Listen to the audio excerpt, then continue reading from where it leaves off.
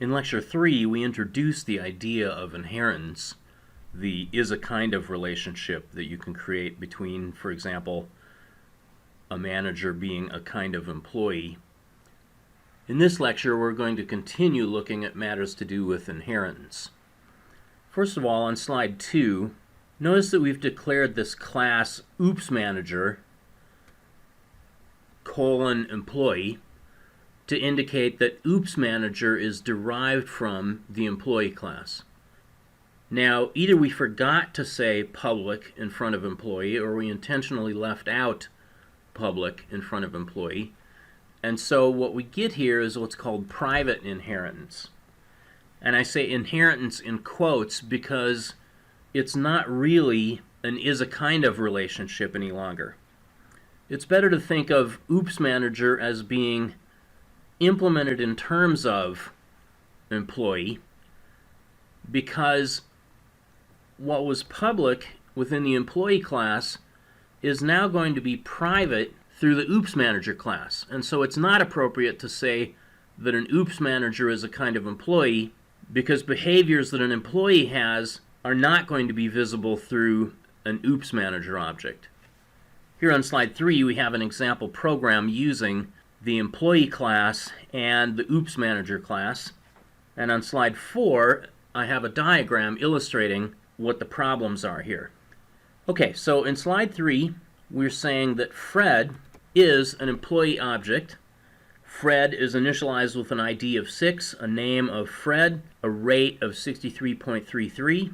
Next, we declare an OopsManager object called Glenn.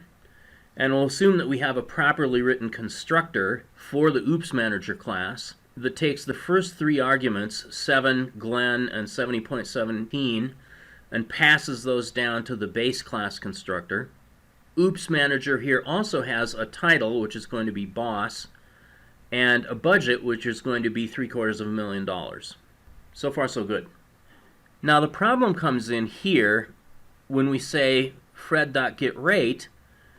This works fine because getRate is one of the public member functions of the employee class.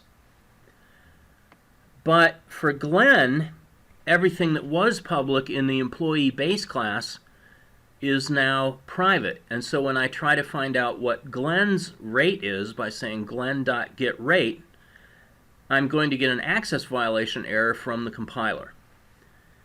If we take a look at our diagram here on slide 4, here's what's happening. I use this horizontal line in here in my class diagram to indicate the separation between the public facilities on the top and the private facilities underneath. So the public stuff is what can be accessed from within main or from within any other part of the code that's using employee objects. The private stuff cannot be directly accessed. The private stuff can only be accessed and modified by the member functions for the class. But over here for Glenn, the OopsManager, notice where I have my horizontal line. The only things that are public within an OopsManager are the 2 functions, setBudget and getBudget. Everything else, including public members for the employee class, print, setRate, getRate, those things are now private if I attempt to access those through Glenn.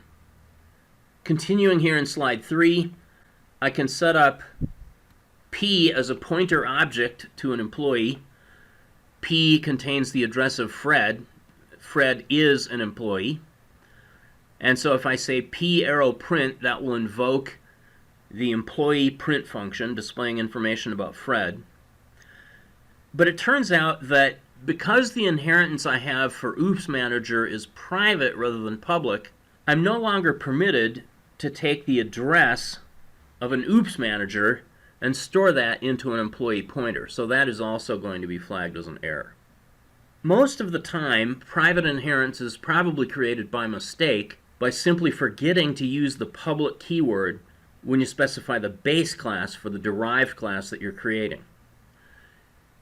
In addition to public and private, C++ offers a third sort of intermediate access protection specifier, protected.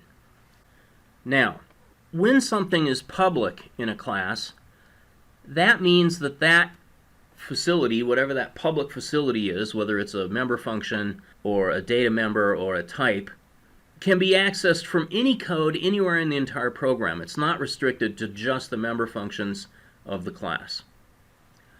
If something is private within a class, then only the code within that class itself, as well as any friend functions that you have specified, are going to be able to access those private things.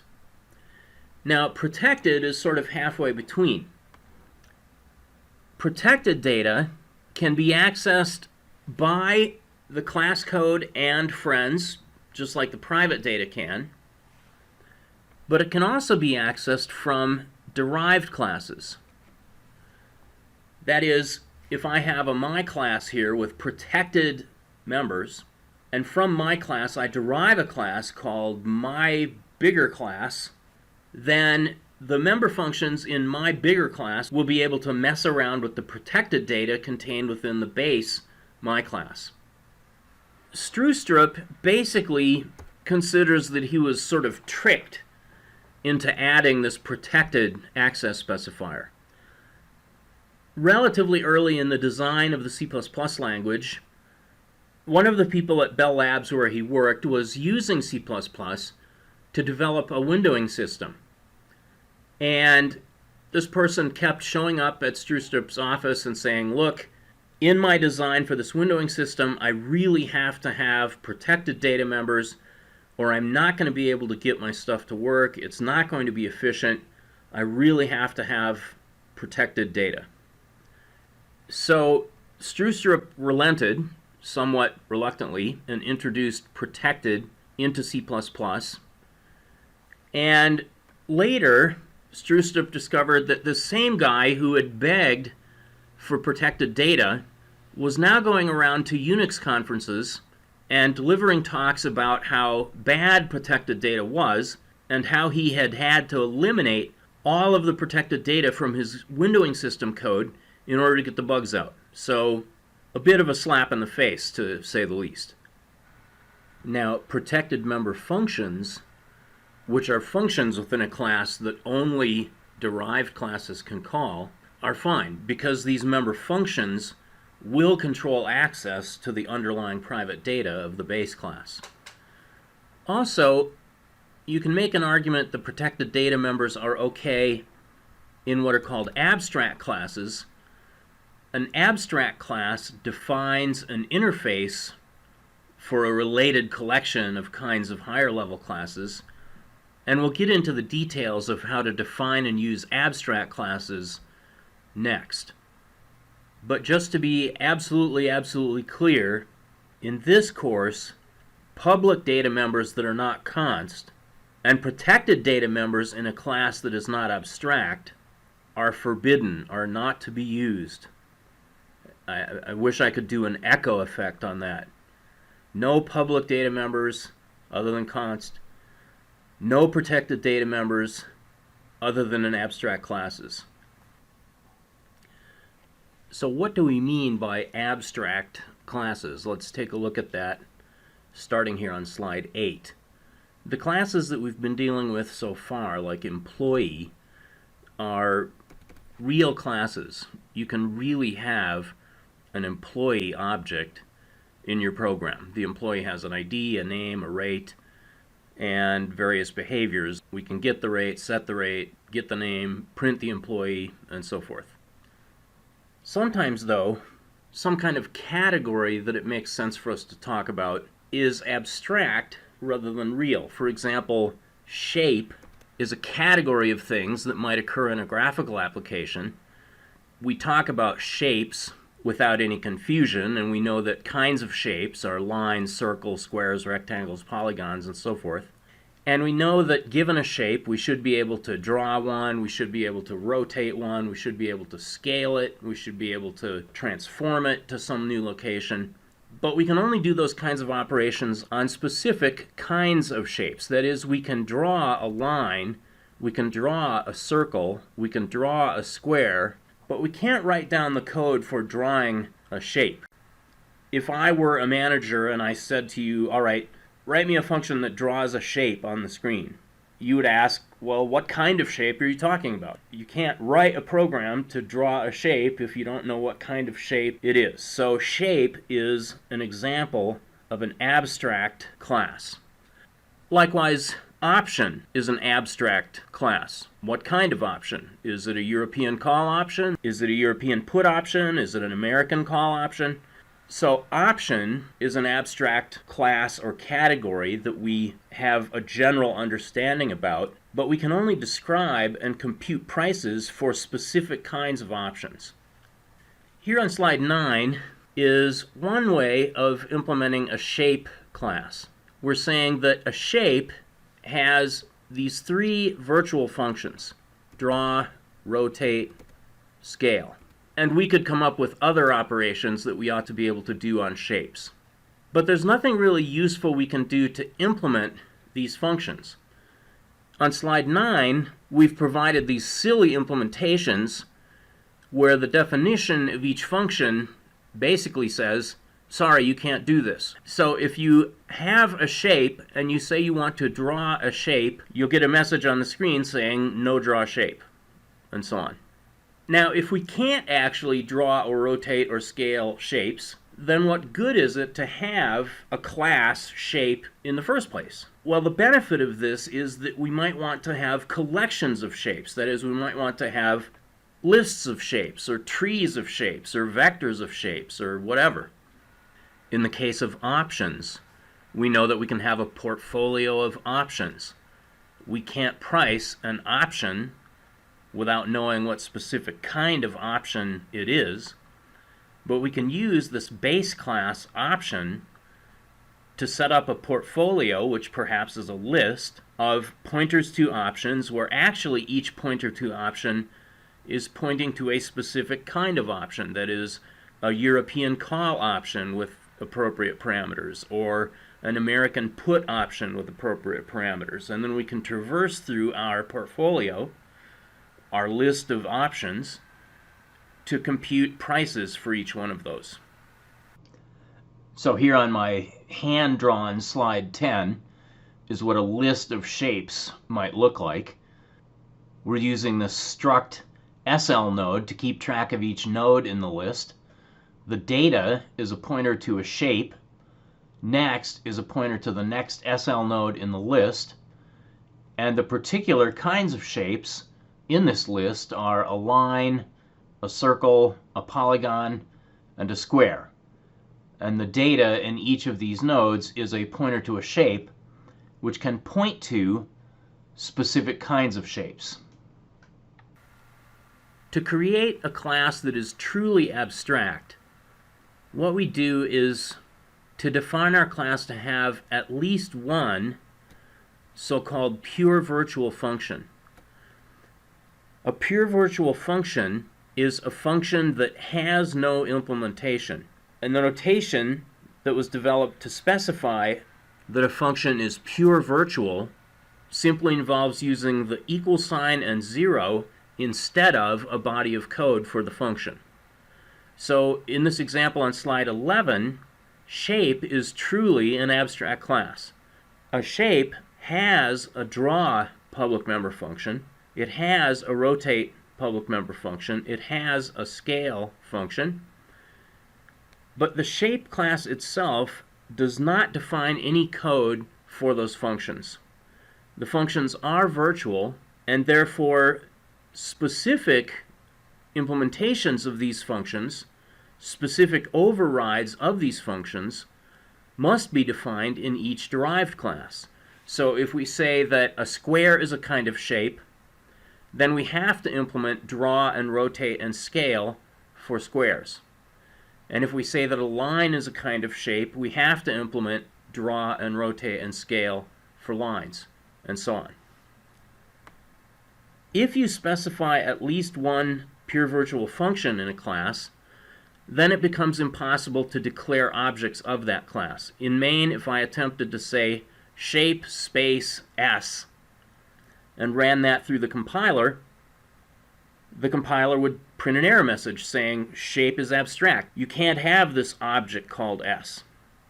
So here on slide 12, we have an example of an actual or concrete class derived from this abstract shape base class. This is class circle. A circle is a kind of shape. Is a kind of is indicated by :public shape. And this class has a constructor which will create a circle by setting its horizontal and vertical offset for the center and also the radius. It has a destructor, which in this case there's no dynamic memory we have to deallocate or anything. So we're simply displaying a message to indicate when the destructor is called. Then we have to write the code for drawing a circle, which is a little more complicated than I'm going to try to do here. We have to write the code for rotating a circle. Now, rotating a circle is completely trivial. We can implement this function by creating an empty body because a rotated circle is indistinguishable from the original circle. Down in the private section, we need to have the data necessary to keep track of the state of the circle. Each circle object is going to have an XY center position as well as a radius. We're not going to allow default circles, and so we've declared the default circle constructor to be private. Similarly, here we have a concrete class, Polygon. A polygon is a kind of shape. Polygon has a constructor and a destructor, draw, rotate, so on and so forth. Now, the data members that we need to keep track of a polygon are quite different from the data members that we had for a circle.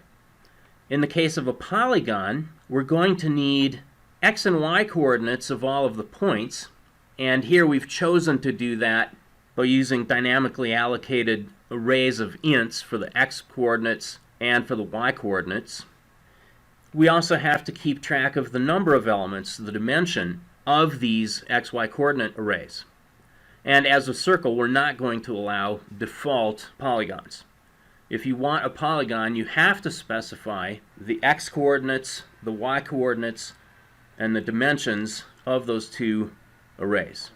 Okay, those are the three parameters that you're required to give to the polygon constructor. The implementations of these polygon functions are shown here on slide 14. We're not showing draw and rotate, but here are the constructor and the destructor.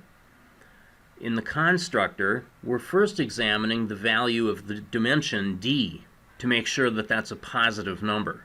We can't have a polygon of 0 or fewer points. So, for the array of x coordinates, if d is greater than 0, we're going to allocate a new int array of size d. Otherwise, we'll set xa to 0, that is the null pointer. Likewise, for the y coordinates, if d is greater than 0, we'll set ya to point to a new int array of dimension d, otherwise null pointer. And finally, we'll set dim, the dimension, to either d if d is greater than 0, or 0 if d is less than or equal to 0. Now, once we've established these dynamically allocated arrays of ints for the x coordinates and the y coordinates, and we've also established the dimension, in the body of code, we'll use a for loop to step our loop counter I from 0 up to 1 less than dim, and we'll copy the values from the input arrays, px and py, into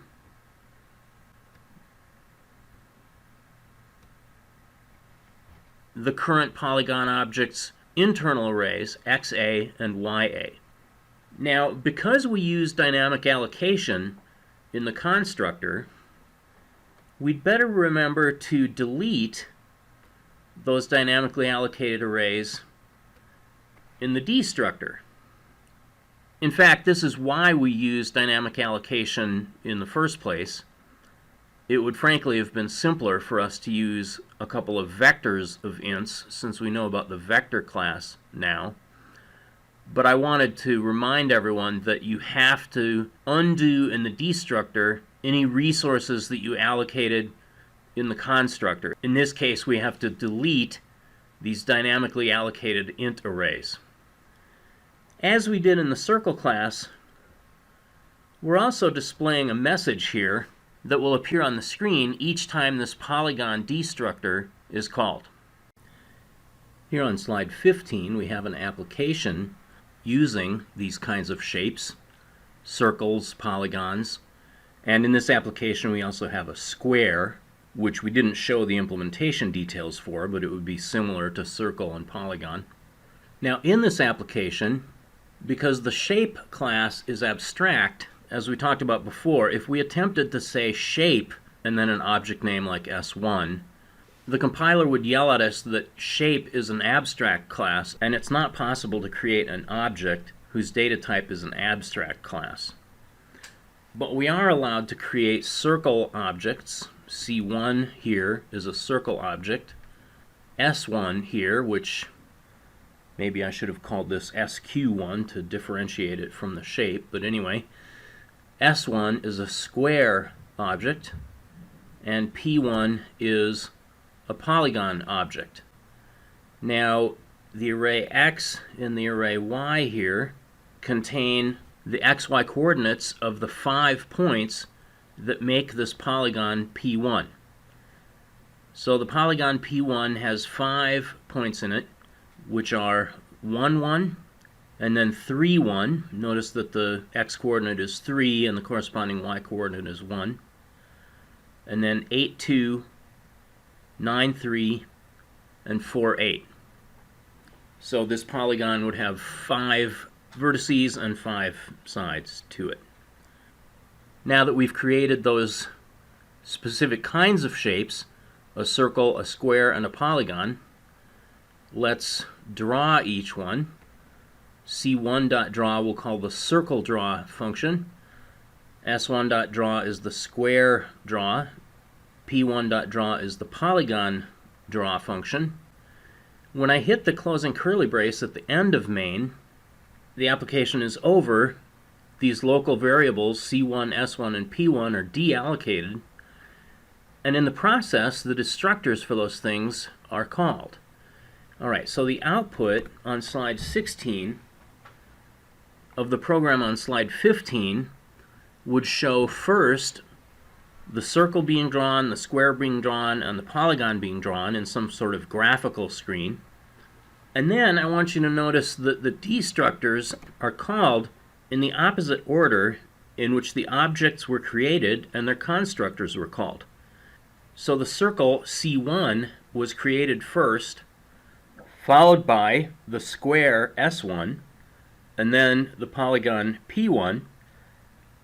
And when we leave the main function and the destructors get called, it's the polygon that's destroyed first, then the square, then the circle.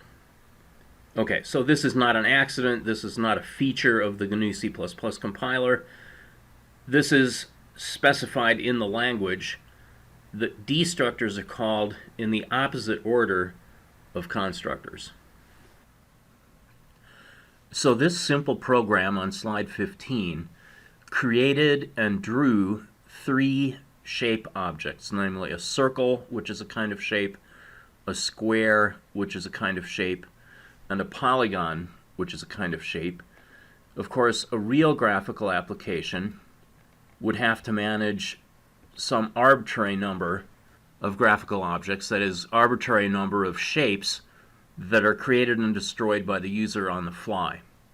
So on slide 17 and on slide 18, we're showing a slightly more sophisticated, still very simple, but slightly more sophisticated program that uses a vector of pointers to shape to keep track of the shapes that currently exist in the application. So we've included vector, and in main we have declared SV as a vector of pointer to shape. We have not formally introduced the vector type yet in FC2. That will come in a later lecture. But for our purposes, you can think of a vector as being like a Python list.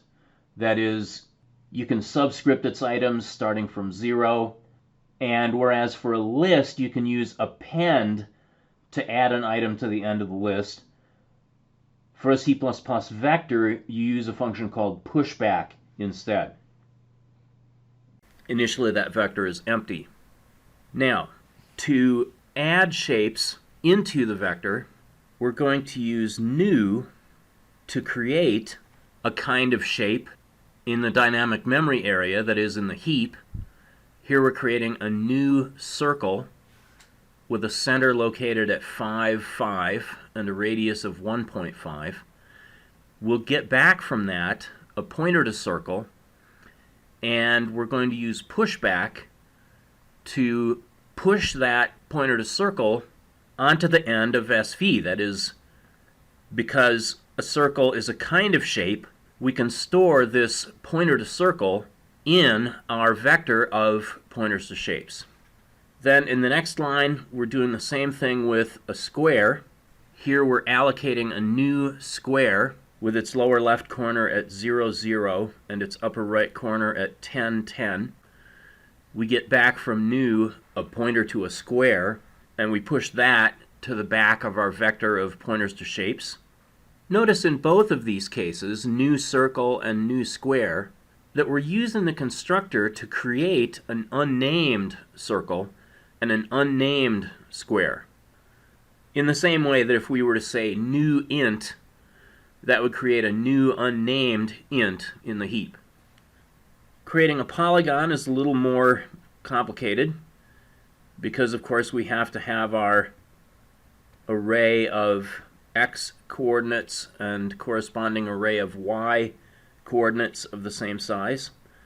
And then we can allocate a new polygon where the points are at those xy coordinates, and dim is the number of points in the polygon. So now we have SV is a vector of 3 pointers to shapes. The first pointer is actually a pointer to a circle, the second pointer is actually a pointer to a square, and the third pointer is actually a pointer to a polygon, but since these are all kinds of shapes, we can treat them as pointers to shapes. Then we're using our for loop here, with I going from 0 up to 1 less than the size of our vector.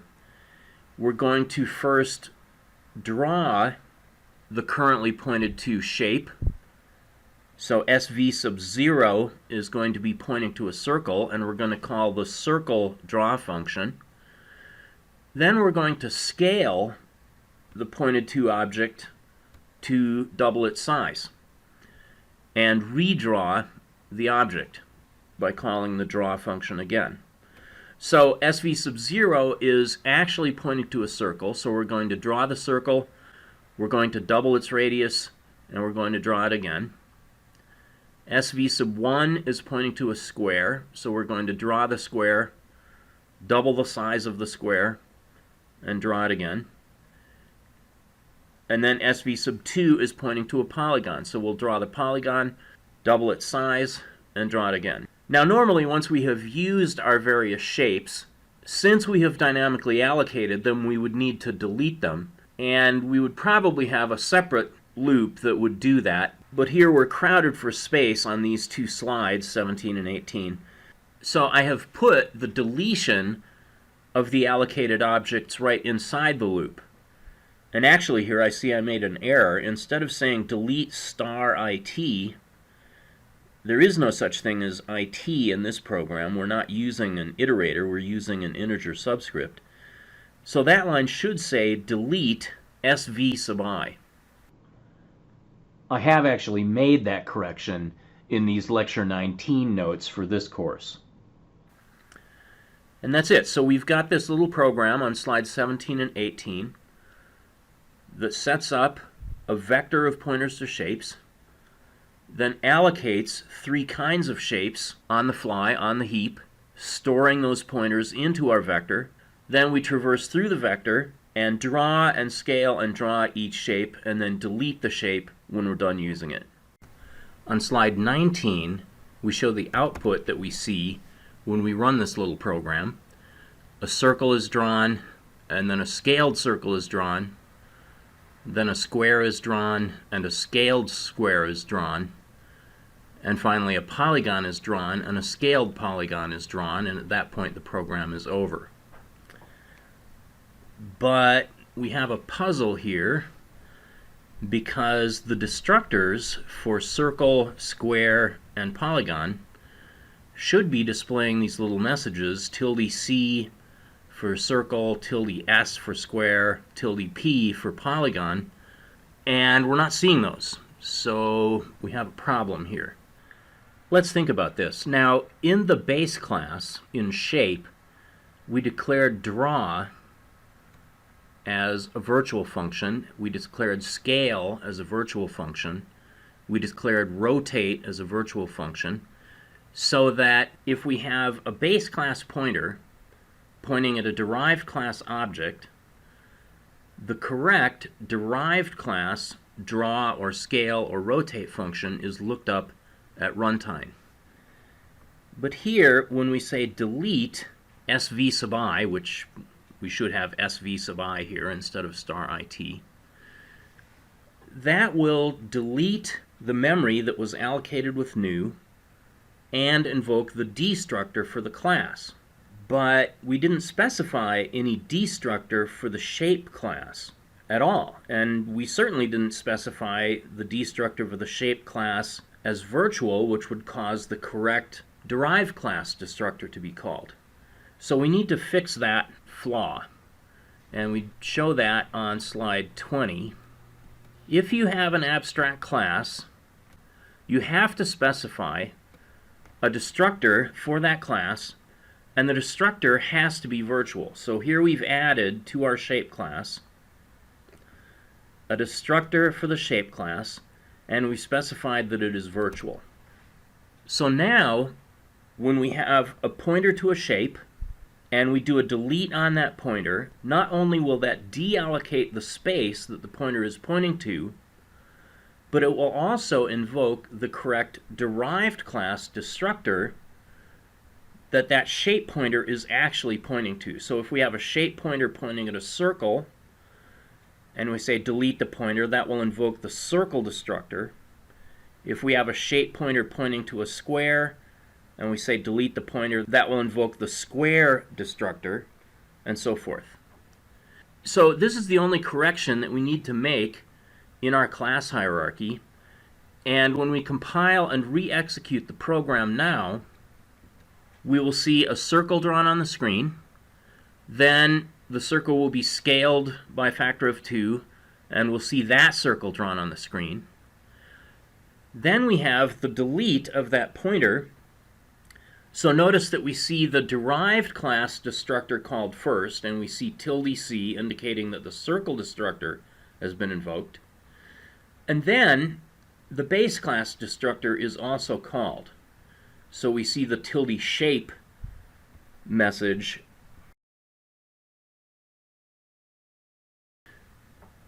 Remember, we said that when you call constructors for objects, that the destructors for those objects are called in the opposite order. The same thing is going on here.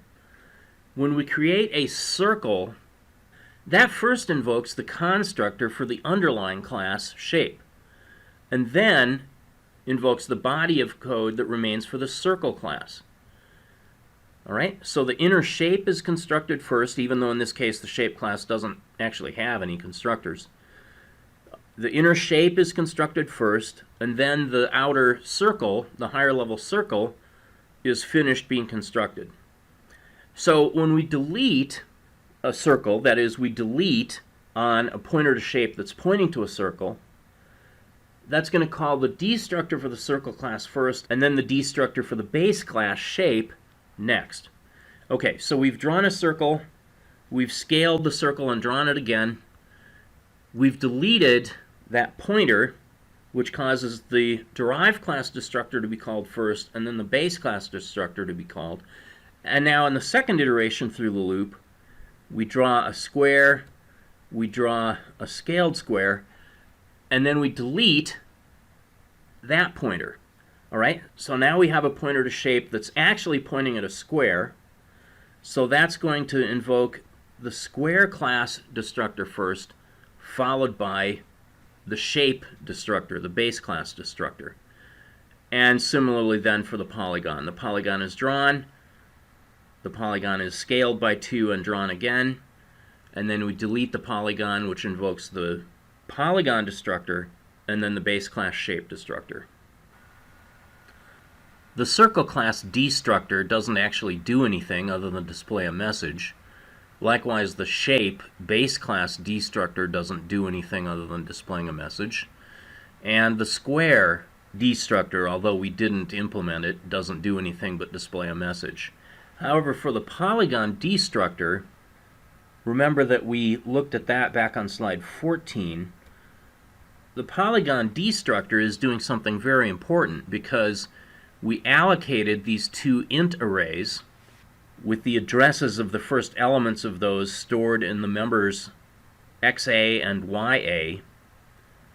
So we had better have our destructor delete the array XA and delete the array YA, or we will have created a memory leak problem for ourselves. It's a very common bug, and it's something that I continue to do, I'm embarrassed to say, to forget to declare your base class destructor as a virtual function. And this often leads to memory leak kinds of problems.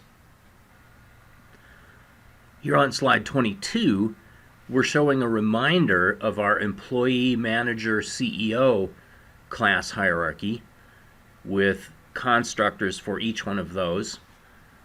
Remember that an employee has an ID number, a name, and a rate, and so the constructor for the employee class initializes those private data members. The manager constructor also needs to be given an ID number, a name, and a rate as arguments, as well as a job title and a budget. The manager constructor simply passes down to the employee constructor the initial values for the ID, name, and rate. So there we see that when we construct a manager, the first thing that happens is that an employee is constructed, and then we complete the initialization of the manager. So in essence, when we construct a manager, we're constructing an employee first, and then finishing constructing the manager. And continuing on with the CEO, when we construct a CEO is a manager with the addition of a profit target and a bonus percentage. So the constructor for the CEO class first constructs the manager, which first constructs the employee and then completes constructing the manager. And when the manager part inside of the CEO is finished being constructed, then we complete constructing the CEO by initializing the profit target and the bonus percentage. Okay, so when we invoke the CEO constructor, that first builds the inner employee part, and then completes building the inner manager part, and then completes building the CEO part. So you want to think of this as being sort of like Russian dolls here. When you construct one of these, you start with the innermost doll and you add the shells for the outer dolls. That's construction. And when you destruct from the outside in. That is, you disassemble the nested dolls starting from the outside and working your way in. This is the same idea as far as the hierarchy of how constructors and destructors are called. We said, by the way, that when you create an abstract class, you must specify that the abstract class's destructor is virtual. Actually, that applies here to the employee class as well, because in this case, for our employee, manager, CEO hierarchy, the employee class is the basemost class, and if we need to have destructors for employees, managers, and CEOs, and we need to be able to allocate and deallocate these things on the heap on the fly, the employee class's destructor had better be virtual, so that when we dynamically allocate a CEO and later deallocate the CEO, the destructor for the CEO will be called first, followed by the destructor for the inner manager part, followed by the destructor for the inner employee. It's reasonable to ask, well, why aren't destructors virtual all the time? And the reason is that using virtual functions, which implies setting up this vtable in memory and having to indirect on functions through that vtable, takes a little more time than just having functions that are hardwired. And one of Stroup's design principles for the C++ language was that you never have to pay an efficiency cost for any feature that you don't plan to use. So if you want to use virtualness, you have to ask for it. If you don't ask for it, you don't get it. All right, so let's use what we've learned about class hierarchies, abstract classes, virtual functions, and virtual destructors by taking a look at the creation and evaluation of arithmetic expressions. Now here, thanks to the PowerPoint Apply to All facility for the footers, I've got my name as the copyright holder of all of this stuff, but in fact I stole this from Professor Stephen Rarig, so his name really should be there. My apologies to Steve. So an arithmetic expression consists of a collection of terms. Term is an abstract idea. Some of those terms are constants, like 5 or 17. A constant is a kind of term. Some of the terms are binary operators, like plus, minus, times, divide. Binary operator is also an abstract class. It is a kind of term, and then we have specific binary operators. Plus is a kind of binary operator. Minus is a kind of binary op. Divides is a kind of binary op, and so on. Here on slide 25, we have a diagram of this class hierarchy. Term is the base class of everything. Kinds of terms include expressions, variables, and constants. Okay, so we've talked about a constant like 5 or 19 as being a kind of term. A variable, which you will deal with in the homework, is also a kind of term. And also, an expression is a kind of term. Now, an expression is composed of a sequence of terms hooked together by binary operators like plus or minus, or perhaps preceded with a unary operator like plus or minus.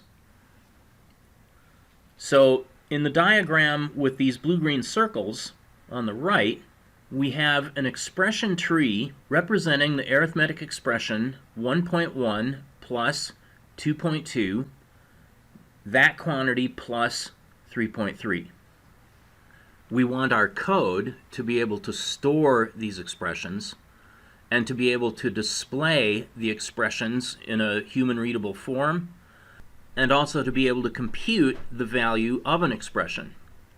So let's take a look at the code for this, starting on slide 26. All right, we include headers that we're going to use. One of these headers, which is new here, is the S-stream header. Previously, we've used the F-stream header, which allows us to either read from or write to files on disk. So if you create an OF stream object, that's an output file that you can insert text into using the insert or put to operators.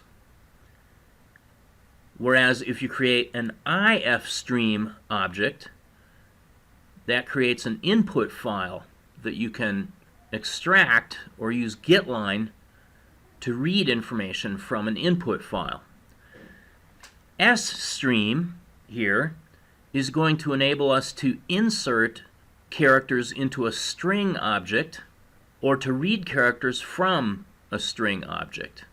That is, we can treat a stirstream object as though it were an output file or an input file. Okay, so our basemost class is term. And term is very simple. Term has a constructor that doesn't do anything. It also has a virtual destructor that doesn't do anything, but it's very important for that virtual destructor to exist, since we're using term as an abstract base class for all of the various specific kinds of things that are going to make up our expressions. The two functions that we're going to need to have overridden at each higher level in this class hierarchy are called toString, which is going to take the current term and convert it to a human readable string, and toValue, which is going to take the current term and produce a double value of that term. Now, term itself, of course, is abstract, so we're establishing toString and toValue as pure virtual functions in the term base class. Now let's look at constant. On slide 27, a constant is a kind of term. It has a private data member called value containing a double, and notice that its constructor simply assigns the argument value provided to that value data member.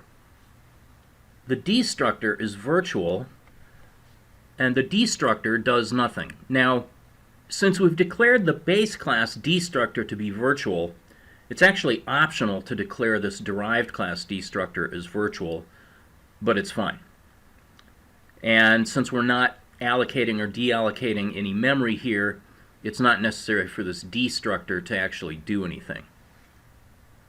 Next we have the toString and toValue member functions for this concrete class. Constant is a concrete class. We can actually have constants, whereas term is an abstract class. We can't actually have term objects in our code directly. We can't say term t in our main function, but we can say constant c parentheses 7 to create a constant object named c containing a 7. Okay, so toString and toValue have to actually do something in the case of a constant. Let's look at toValue first. toValue is very simple because all it needs to do is to return the value of the value private data member. ToString is a little bit messier. We're creating an OStringStream object named OSS.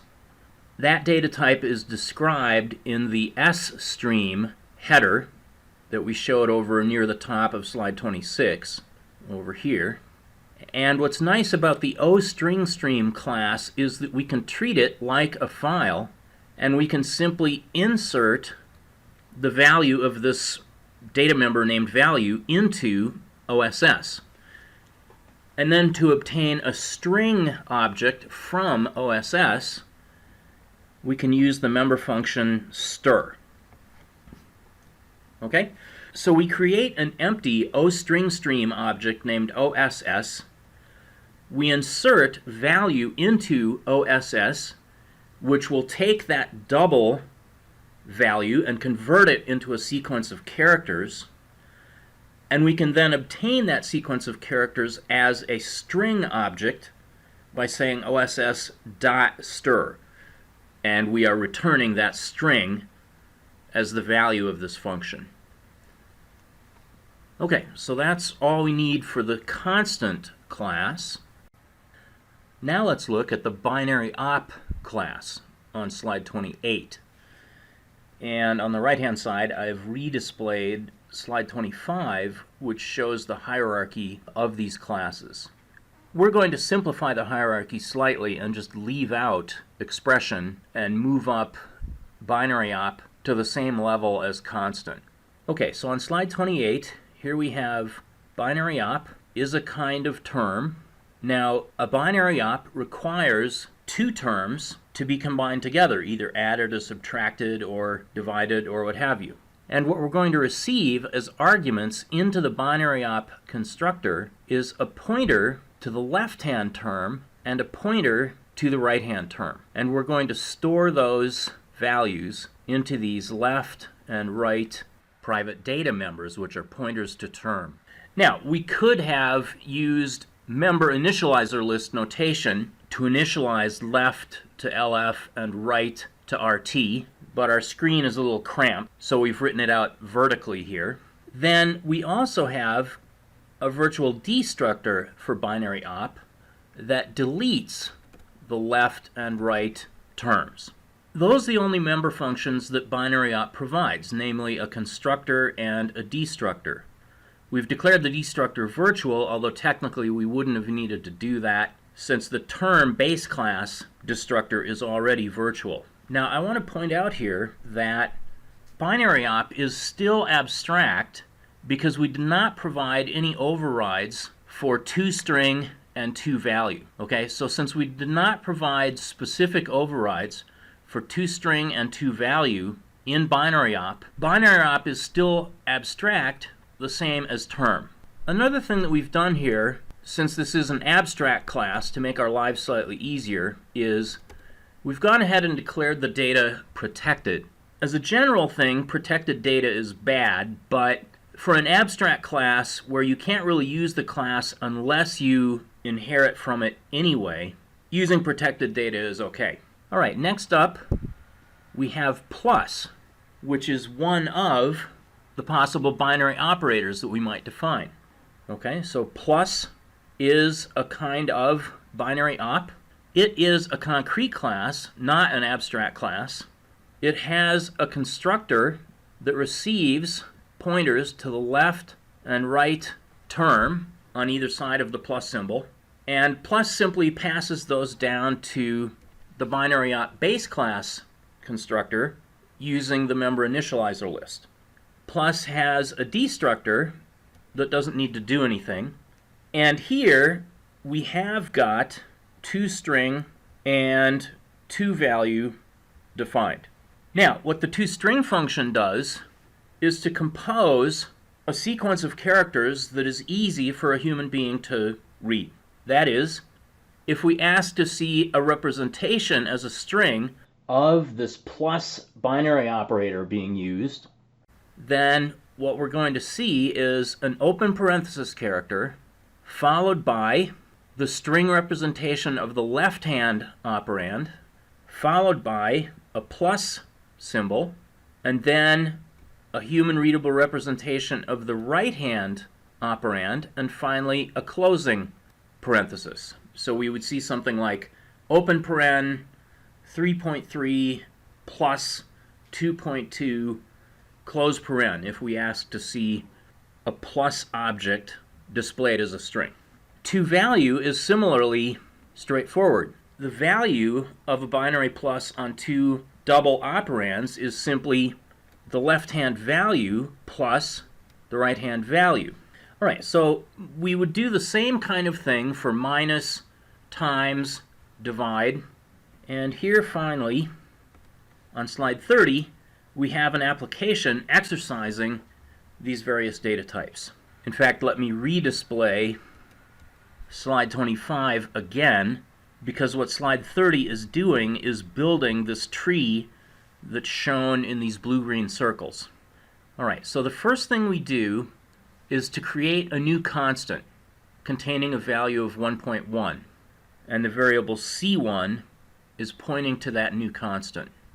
Then we create a constant 2.2 that c2 is pointing to, and a constant 3.3 that c3 is pointing to. So at this point, if we look at our diagram, all we would have is 1.1 with c1 pointing at it, 2.2 with c2 pointing at it, and 3.3 with c3 pointing at it. But now we create a plus binary op, and plus has as its two children c1 and c2. So that is this binary op here, this plus symbol, and its left child is the constant that c1 is pointing to, that is 1.1, and its right child is the constant that c2 is pointing to, that is 2.2. Then in the fifth statement here, we're creating plus with the plus node, P1, as the left-hand side, and the constant C3 as the right-hand side. So now we have created this topmost plus object.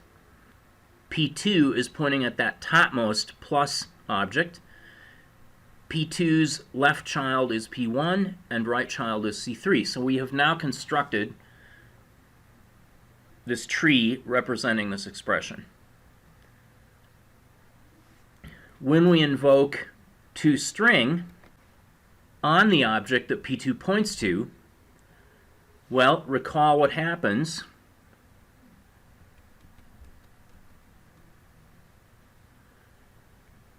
toString is going to display a parenthesis and then the left-hand side with toString called on it, and then a plus symbol, and then the right-hand side. Now, the left-hand side here is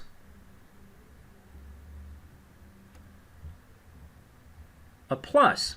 So we're going to end up recursively calling toString again to handle this lower level plus P1. And so in that recursive call, what we'll get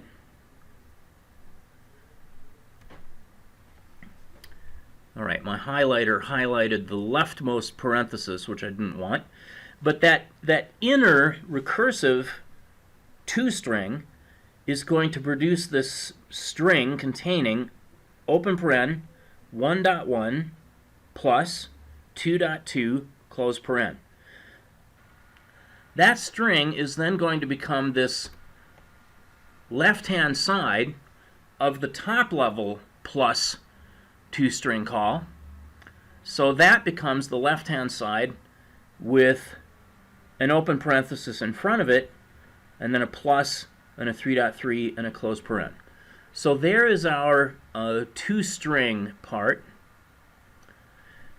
Here we're displaying an equal sign, which simply comes out as an equal sign, and then we're using the toValue function of the binary op that P2 is pointing to. And toValue, remember, is taking the left-hand toValue and adding it, this is literally an addition operation, to the value of the right-hand side. Now, in the initial call of toValue, the left-hand side is itself a plus. So we call toValue recursively to compute 1.1 plus 2.2, which gives me back a 3.3, and then we add that 3.3 to the right-hand side in the top level, and we get ourselves a 6.6 as our result. Okay, and that's it. So we now have a relatively straightforward expression evaluator, assuming that our expression only consists of constants and plus binary ops. We can add, minus, times, divide, and so forth.